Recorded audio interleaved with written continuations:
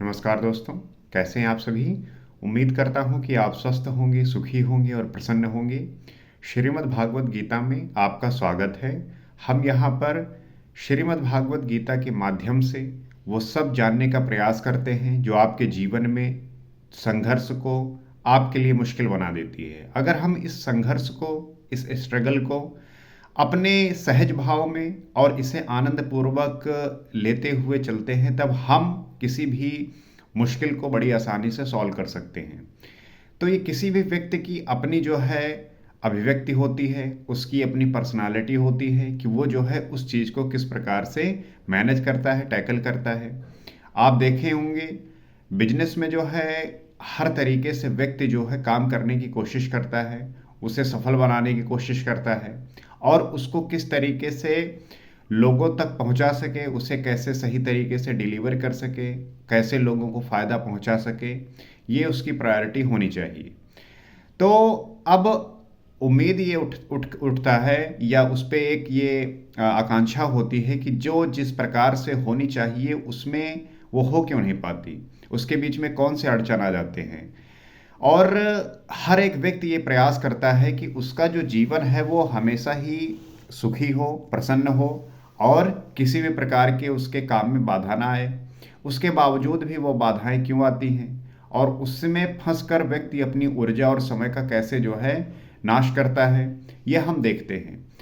तो कैसे हम इन चीज़ों को जान पाएंगे, कैसे इन चीज़ों को समझ पाएंगे और इन बातों को जानते हुए हम अपने जीवन में एक जो आपका चरित्र है, जो आपका एक भाव है समाज के प्रति, उसके लिए जो आपका कार्य है, वो कैसे जो है अपने स्वभाव में उदारता लेके आएंगे। तो हम कहीं न कहीं अपने ही फायदे और लालच में फंस जाते हैं। हर एक व्यक्ति जो है लालची होने के वजह से उसके जो काम है उस प्रकार से नहीं घटित होते जो वो करना चाहता है। उसके बीच में वो जो लोभ है, वो जो लालच है और स्वार्थ भाव आ जाता है, वो उसके बीच में जो है रुकावट बनता है। तो हम अगर इन सब चीज़ों को आइडेंटिफाई करेंगे, उस पे काम करेंगे, बेहतर होने की कोशिश करेंगे, तब जो है वो चीज़ें अपने आप ठीक होना प्रारंभ हो जाएंगी। अब अर्जुन जो है युद्ध करने के लिए मैदान में पहुंचा, युद्ध के क्षेत्र में पहुंचा और उसे इस बात का डाउट हुआ कि मेरे सामने जो जिनसे मैं युद्ध करने वाला हूं वो तो मेरे जो है सगी संबंधी हैं, मेरे अपने ही हैं, मैं इनसे युद्ध कैसे कर सकता हूं। तो ये सारे डाउट जब क्रिएट होने लगे और ये समझ नहीं पा रहे हैं कि कौन सा डिसीजन लें, क्या निर्णय लें, युद्ध करें ना करें, तो जब आपके अंदर वो संदेह उत्पन्न होता है, डाउट उत्पन्न होता है, तब आप किसी भी काम करने के लिए उतने उपयोगी नहीं रह पाते। आपका जो आपकी जो ऊर्जा है, आपके अंदर जो उस काम करने के लिए जो जोश था, वो सब मर जाता है और फिर आपका जिस काम को करने को आपने प्लान बनाया था, जो काम आप करना चाहते थे, वो फिर नहीं हो पाता और आप जो है अपने सोचे हुए काम से विमुख होकर बैठ जाते हैं। अर्जुन के साथ भी यही हुआ। तो उस समय आपको वो व्यक्ति होना चाहिए जो आपको वो सही बात बता सके, सही दिशा दिखा सके, सही बातों से रूबरू करा सके, जिसको जानकर आप सही निर्णय लेकर अपने काम में जो है पूरी तरीके से लग जाएं। तो श्री कृष्ण ने वही काम किया और आज के समय में उनकी बातें उसी प्रकार से कारगर हैं। आप जो है श्रीमद् भागवत गीता का पाठ कर सकते हैं। साक्षात रूप में आपके साथ में बहुत ऐसे व्यक्ति होंगे जो आपको उस प्रकार से बातें बताते होंगे। आप किसी मेंटोर को बना सकते हैं, किसी गुरु को बना सकते हैं जो आपको वो मार्गदर्शन दिखाता रहे और आपको सही रास्ते पर ले जाकर आपकी जो पोटेंशियल है, आपका जो इस संसार में होने का भाव है, उसमें आप सही और खरे उतर सकें। तो श्रीमद् भागवत गीता हर एक व्यक्ति को पढ़नी चाहिए, उससे आपको बहुत सीख मिलेगी। अगर आप अध्ययन नहीं कर पा रहे हैं तो उस पे जो है हम चर्चा करते हैं, आप इस चैनल से जुड़ सकते हैं और हम साथ में जो है चीज़ों को सीखते हुए अपने जीवन को यथार्थ और सार्थक बना सकते हैं। तो आइए आगे देखते हैं और समझने का प्रयास करते हैं कि श्री कृष्ण अर्जुन को क्या समझा रहे हैं। तो कहते हैं, यदा भूत पृथक भावम एक स्थ मनु पश्यति तत एव च विस्तारम ब्रह्मा संपद्यते तदा। जिस काल में मनुष्य भूतों के न्यारे न्यारे भावों को एक परमात्मा में प्रवाहित स्थित देखता है तथा उस परमात्मा से ही संपूर्ण भूतों का विस्तार देखता है, उस समय वो ब्रह्मा को प्राप्त होता है। कोई व्यक्ति ईश्वर को कब जान पाता है, उस ब्रह्म परमेश्वर को कब उसका साक्षात कर पाता है, उसकी अनुभूति कब होती है? तो जब जिस काल में अर्थात जिस समय में आप उन प्रकृति से अर्थात जो ये भूत है, जो सारा संसार है, इसके न्यारे न्यारे भावों को एक परमात्मा में प्रवाहित स्थित देखते हैं, जब आपका पूरा भाव केंद्रित हो जाता है और आप हर एक वस्तु में, हर एक जीव में उसी परमात्मा को देखते हैं, ये महसूस करते हैं कि इसमें भी वही विद्यमान है जो मुझ में है। जैसे व्यक्ति जब आपस में लड़ते हैं तो मुझे ये सोच के हैरानी होती है कि जिस व्यक्ति से लड़ रहे हैं, शरीर तो उसका डिफरेंट है, परंतु जो उसमें आत्मा स्थित है वो तो वही है जो आप में है, और वो ईश्वर सभी में विद्यमान है। तो हम इस भूत से, इस संसारी जीवन में क्यों उलझ जाएं कि हम वही ना पहचान पाए जो वाकई में सत्य है। तथा उस परमात्मा से ही संपूर्ण भूतों का विस्तार देखता है, उस समय वो ब्रह्मा को प्राप्त हो जाता है। तो वो जो परमात्मा से ही संपूर्ण भूतों का विस्तार है, परमात्मा ने ही इस संसार को बनाया है, और ये जो संपूर्ण आप संसार देखते हैं वो इसी में विद्यमान है, वो हर एक कण में है, हर एक जो है जगह पे विद्यमान है। तो जब इस प्रकार से कोई साधक देखने लगता है, तब जो है उसको ब्रह्मा की प्राप्ति होती है, और तभी जो है वो उसको जान पाता है। जिस क्षण वो अवस्था आ गई, उसी क्षण वो ब्रह्मा को प्राप्त हो जाता है। जिस क्षण ये स्थिति आपके अंदर आती है कि आप जो है हर एक वस्तु में, हर एक जीवों में, हर एक जगह पर उसी को विद्यमान पाते हैं, और आप इसलिए पाते हैं क्योंकि अब आपके जो विचार हैं वो बड़े ही शुद्ध और पवित्र हो चुके हैं। आपके अंदर किसी भी प्रकार का जो है ऐसा ऐसा कोई दोष नहीं है, ऐसा कोई अपवित्रता नहीं है जो आपके मार्ग में बाधक बन सके। तो आपने अपने आप को इस प्रकार से बनाया है, इसलिए जो है आपको अब ये चीजें इस प्रकार से दिख रही हैं। इसका मतलब यही है कि आपका अंतःकरण अब शुद्ध हो चुका है, आप बिल्कुल साफ हो चुके हैं, आप पवित्र हैं, आपका मन जो है साफ है, आपका अपने मन और इंद्रियों पे नियंत्रण है। आप जिस प्रकार से जिस प्रकार से उन्हें चलाना चाहते हैं, उस प्रकार से आप उनको अपने हिसाब से चला रहे हैं। तो आपका अपने इंद्रियों पर नियंत्रण का मतलब यही होता है कि आप क्या देखना चाहते हैं वो देखेंगे, आप क्या खाना चाहते हैं वो खाएंगे। कहने का मतलब यह है कि आपका नियंत्रण अब इस तरीके से है कि आप जो है हर एक चीज को उस जरूरत के हिसाब से कर रहे हैं जो इस शरीर को जो है चलायमान रखे। इंद्रियों का उपयोग सिर्फ आप इसलिए करेंगे ताकि आपका ये जो शरीर है वो जिंदा रह सके। तो आपकी स्थिति इस स्तर पर जब आती है, तब आप जो है उस परम ब्रह्म परमात्मा को प्राप्त हो जाते हैं। ये लक्षण भी स्थित प्रज्ञ महापुरुष का ही है, और यही जो लक्षण है वही स्थित प्रज्ञ व्यक्ति के होते हैं। जब आपके अंदर ये लक्षण आ जाते हैं, ये गुण आ जाते हैं, तब आप जो है स्थित प्रज्ञ कहलाते हैं। समाज में आपको ऐसे बहुत व्यक्ति दिख जाएंगे जो इस अवस्था में होते हैं। तो और आप भी ये हो सकते हैं, और यही स्थिति होती है जहां पे व्यक्ति आनंद में होता है, वही शाश्वत आनंद कहा जाता है। 24 घंटे जो है वो आनंद में जो है जी रहा होता है। जैसे आप कुछ बाह्य कारणों से उस आनंद को प्राप्त करते हैं, आनंद क्या कह लीजिए, वो आपके लिए दुश्मन है, परंतु आप वो महसूस करते हैं, आपको मजा आता है। जैसे लोग नशा क्यों करते हैं, इसीलिए करते हैं क्योंकि वहां पे आपके जो सारे विचार हैं वो शून्य हो जाते हैं, आपको मजा आने लगता है। लेकिन कब तक? थोड़ी देर के लिए। उसके बाद आपका ये शरीर, आपका जो मन है वो दूषित होता है। तो उस स्थिति में अगर कोई व्यक्ति चिंतन ध्यान करके बैठा हो और वही स्थिति में जी रहा हो, तब कल्पना करिए कि वो किस आनंद में जी रहा होगा। मैं उसकी बात कर रहा हूं कि आप जो है आइए इस धारा में जुड़कर अपने जीवन को शाश्वत परमात्मा की आनंद में जो है अपने आप को जोड़िए। आगे कहते हैं, अनादित्वा त्रिगुणत्वा परमात्माय अव्यया शरीरस्थो अपि कौन्तेय न करोति न लिप्यते। कहते हैं कि हे कौन्तेय, श्री कृष्ण अर्जुन को कह रहे हैं, हे कौन्तेय, अनादि होने से और गुणातीत होने से ये अविनाशी परमात्मा शरीर में स्थित हुए भी वास्तव में ना करता है ना लिप्त ही होता है। जैसा आपको पता है कि ये जो आप शरीर में आपकी आत्मा स्थित है, इसका वास्तव में ना तो ये कुछ करता है और ना ही ये किसी चीज में लिप्त होता है। ये आपका जो मन है वो लिप्त होता है, ये मोह में लिप्त होता है, ये प्रेम में लिप्त होता है, ये किसी वस्तु में लिप्त होता है, ये किसी विषय में लिप्त होता है, परंतु आत्मा का इससे कोई भी मतलब नहीं होता। ये आपके मन का जो है भ्रम होता है, जो आप इस संसारी जीवन में आसक्त हो जाते हैं और इसी मोह में जो है फंस जाते हैं। लेकिन जो इससे परे है, जो आप इस आवागमन चक्र से छूट सकते हैं, उसको जान नहीं पाते और आप बिखर जाते हैं।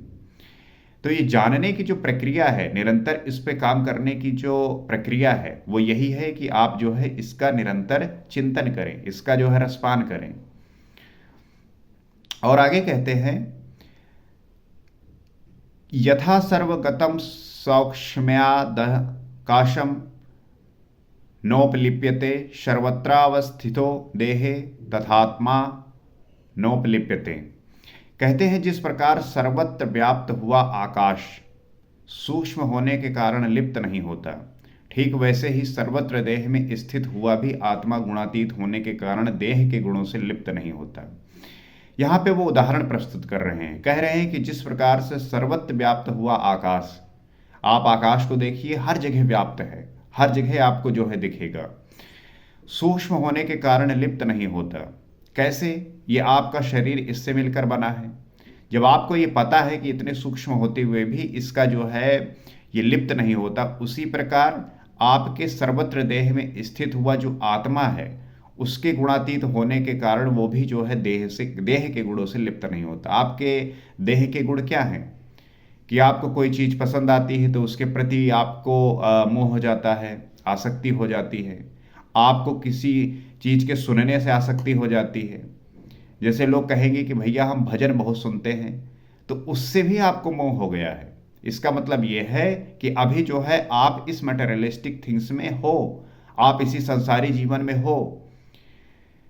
आप जब इस सबसे परे चले जाएंगे, अर्थात जब आपका फर्क ही नहीं पड़ेगा, तब जो है आप इन स्थितियों से जो है बाहर निकल पाएंगे। आप क्या खाते हैं, आप क्या सुनते हैं, आप क्या देखते हैं, इन सब पे अगर आप अभी आश्रित हैं, इसका मतलब कि आपको अभी वो स्थिति प्राप्त नहीं हुई। आप अभी ईश्वर के साक्षात्कार के लिए आपके अंदर वो गुण उपलब्ध नहीं हुए। प्रारंभिक अवस्था में ये आपके जो है सहयोगी बन सकते हैं उस परमात्मा को प्राप्त करने में, लेकिन एक अवस्था के बाद ये जो चीज़ें आपके लिए किसी साधक के लिए प्रारंभिक अवस्था में उपयोगी हैं, वो बाद में नहीं होती। तो गुणातीत होने के कारण देह के गुणों से लिप्त नहीं होता। अब वो देह के जो गुण हैं उससे लिप्त नहीं होता, उससे वो परे होता है, उससे वो बहुत ऊपर की बात होती है। आगे कहते हैं, यथा प्रकाश यत्तेका कृतृष्णनम लोकम इमं रवि क्षेत्रम क्षेत्री तथा कृतृष्णम प्रकाशयति भारत। अर्जुन को समझाते हैं श्री कृष्ण, कहते हैं जिस प्रकार एक ही सूर्य संपूर्ण ब्रह्मांड को प्रकाशित करता है, उसी प्रकार एक ही आत्मा संपूर्ण क्षेत्र को प्रकाशित करता है। जिस प्रकार से हम देखते हैं कि जो सूर्य है हमारे सौर मंडल में, वो अकेला जो है पूरे सौर मंडल को जो है प्रकाशित करता है और अपने प्रभाव से सभी को ऊर्जा देता है, उसी प्रकार से इस शरीर में एक ही आत्मा है जो संपूर्ण क्षेत्र को प्रकाशित करता है। कोई दूसरा यहाँ पे नहीं है, वही एक है जो आपको इस प्रकार से ऊर्जा देता है, प्रकाशित करता है। तो आप उसकी इंपॉर्टेंस समझिए कि वो आपके साथ होता हुआ विद्यमान है, लेकिन फिर भी जो है आप उसको जो है नहीं जानने की कोशिश कर रहे हैं। जैसे जो आप कुछ खा रहे हैं, वो सब जो है उसी ऊर्जा का जो है, उस सूर्य की जो है ऊर्जा है, हम उसी को जो है खाते हैं। बस फर्क ये होता है कि वो उसका ट्रांसफॉर्म रूप होता है एनर्जी का। अगर सूर्य जो है धरती पे ना आए तो हम अनाज कैसे उगा सकते हैं? अनाज उगेगा नहीं। और उस अनाज को हम खाएंगे नहीं तो कैसे हमें वो ऊर्जा मिलेगी। तो वो सूर्य के प्रकाश की ही ऊर्जा जो है हम कन्वर्टेड फॉर्म में जो है ग्रहण करते हैं। जब ये पता है कि हमारे शरीर में वो आत्मा विद्यमान है, पूरे शरीर में जो है वो विद्यमान है, तब हम उसको जानने की कोशिश क्यों नहीं करते। अब सूर्य है, उसी की वजह से हम जीवित हैं, और हम उसको जानने का प्रयास ना करें तो ये हमारी मूर्खता ही तो है, ये हमारी मूढ़ता ही है। तो हमारा जो हमारी जिम्मेदारी बनती है कि हम उसे जानने का प्रयास करें, हम उसे ये समझने का प्रयास करें कि वो वाकई में है क्या, उसका महत्व क्या है। हम क्यों नहीं जानना चाहते उसे? इसलिए नहीं जानना चाहते कि हम जो है अपनी अज्ञानता में जो है फंसे हुए हैं। हम अपने इस अज्ञानता रूपी संसार में लिप्त हैं। आगे कहते हैं, क्षेत्र क्षेत्रज्ञो रवनंतरम ज्ञान चक्षुषा भूत प्रकृति मोक्षम चाये विद्रयांति ते परम। कहते हैं, इस प्रकार क्षेत्र और क्षेत्रज्ञ के भेद को तथा विकार सहित प्रकृति से छूटने के उपाय को जो ज्ञान रूपी नेत्र द्वारा देख लेते हैं, वे महात्मजन परमब्रह्म परमात्मा को प्राप्त होते हैं। अर्थात क्षेत्र क्षेत्रज्ञ को देखने की आंख ज्ञान है और ज्ञान साक्षात्कार का ही पर्याय है। जो व्यक्ति क्षेत्र और क्षेत्रज्ञ को देखने की ऐसी आंख है वही ज्ञानी है, और ज्ञान का साक्षात्कार ही पर्याय है। अर्थात जब आपके अंदर ज्ञान प्राप्त हो जाता है तभी तो आप साक्षात कर पाएंगे उस ईश्वर का। और इस क्षेत्र और क्षेत्रज्ञ के भेद को और जो इससे विकार सहित प्रकृति है उससे छूटने के उपाय को जो भी साधक अपने ज्ञान रूपी नेत्र द्वारा देख लेते हैं, वही महात्मा जन परम ब्रह्म परमात्मा को प्राप्त होते हैं। तो जो ये इन आंखों से हम देखते हैं, ये हमारे जो है जो चीज़ें भूत रूप में हैं, जो प्रकृति रूप में हैं, जो संसारी वस्तुएं हैं, जो सामने चीज़ें दिख रही हैं, हम ये देखते हैं। परंतु आपके जब तक ज्ञान चक्षु नहीं खुलेंगे आप वो नहीं जान पाएंगे जो हमें सामने प्रकट नहीं होता। और वो खुलता तब है जब आपकी ये दो आंखें बंद होती हैं। इसीलिए कहा जाता है कि आप ध्यान करिए। जब ये दो आंखें आप बंद करते हैं और चीज़ों पर ध्यान देना प्रारंभ करते हैं, तब जो है आपकी वो तीसरी आंख खुलती है। जो आप शिव में अब तीसरी आंख देखते हैं, वो इसी का जो है प्रतीक है कि आप उनकी किसी भी फोटो को देखिए, आप उनके किसी भी मूर्ति को देखिए, उनकी दो आंखें, ये जो शरीर है इसके जो ये दो आंखें बंद होती हैं और उनकी तीसरा जो नेत्र है वो खुला होता है। यही होता है कि जब आपकी ये दो आंखें बंद होती हैं तब आपके ज्ञान चक्षु खुलते हैं। और इसके लिए आपको नित्य ध्यान करना होगा, और जब आप इसका नित्य ध्यान करेंगे तब आपके ज्ञान चक्षु खुलेंगे, आपकी तीसरी आंख खुलेंगी, और आप जो नाप आज अभी नहीं देख पा रहे हैं, आपके अंदर वो गुण उत्पन्न होगा जो आप उन चीज़ों को देख पाएंगे, समझ पाएंगे। तो ये प्रोसेस, ये पद्धति, इसको जानना आपके निरंतर प्रयासों के परिणाम स्वरूप ही घटित होगा। ये एक दिन में नहीं होगा, आपको नित्य इस पे जो है प्रयत्न करना होगा, अभ्यास करना होगा। और जब आप निरंतर इसका अभ्यास करेंगे तब आपको एक दिन ये प्राप्त होगा। तो आपसे मैं यही उम्मीद करता हूं कि आप ये बातें समझ पा रहे होंगे, इसको सीख पा रहे होंगे, और अपने जीवन में इसको अपनाकर इसे जो है इस जीवन को उस उत्कृष्टता पर और आनंद से भरने का प्रयास कर रहे होंगे। और इसके लिए आवश्यक है कि आप उन बातों को जान सकें, क्योंकि जब तक आप उन बातों को नहीं जान पाएंगे आप उन चीज़ों को कैसे करेंगे जो आवश्यक है। तो हम इस चैनल में इन्हीं बातों का जो है जिक्र करते हैं, इन्हीं बातों पर, इन्हीं विषयों पर बात करते हैं और जानने का प्रयास करते हैं। तो आप इस चैनल से जुड़ सकते हैं ताकि हम इन बातों को जानते हुए उस आनंद को प्राप्त कर सकें, उस स्थिति को प्राप्त कर सकें जहाँ पे ना तो कोई दोष है, ना तो कोई दुख है, ना संताप है, ना बेचैनी है। आप बिल्कुल आनंद में जो है अपने जीवन को व्यतीत करेंगे। इसी आशा के साथ अगले एपिसोड में आपसे फिर मुलाकात होगी। नमस्कार।